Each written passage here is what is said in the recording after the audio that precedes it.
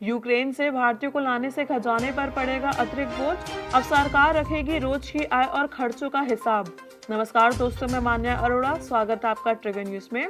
सरकारी घाटों को निर्धारित लक्ष्यों के दायरे में रखने के लिए वित्त मंत्रालय 15 मार्च से कर संग्रह और व्यय सहित राज्य प्राप्ति की दैनिक निगरानी शुरू करेगा।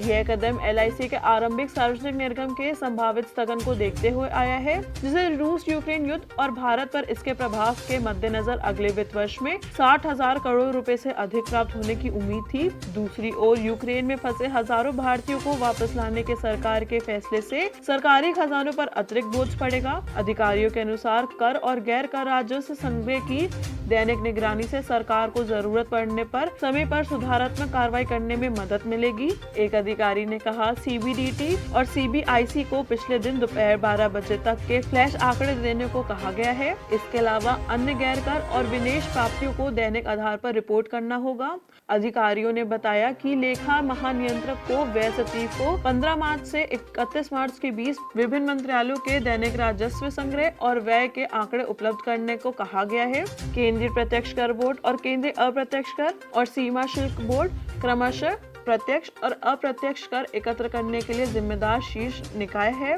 यूक्रेन में फंसे भारतीयों को वापस लाने पर अतिरिक्त बोझ के साथ LIC IPO के संभावित स्थगन के राजकोषीय घाटों पर दबाव पड़ेगा, जिसे संशोधित अनुमान में पहले ही 6.8% से बढ़कर सकल घरेलू उत्पाद का 6.9% कर दिया गया है। सरकार ने शुद्ध कर राजस्व में 15.47 लाख करोड़ रुपए एकत्र किए हैं, जो कि 17.65 लाख करोड़ रुपए के पूर्ण वित्त वर्ष लक्ष्य का 87.7% है।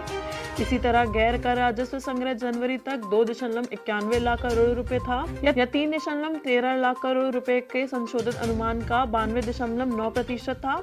हालांकि सरकार ने चालू वित्त वर्ष में अब तक विनिवेश से केवल 12,423 करोड़ रुपए जुटाए हैं, जबकि संशोधित लक्ष्य 78,000 करोड़ रुपए है।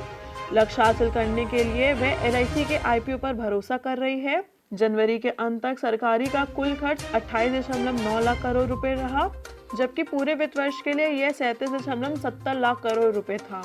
जुड़े रहिए बाकी की खबरों के लिए। धन्यवाद।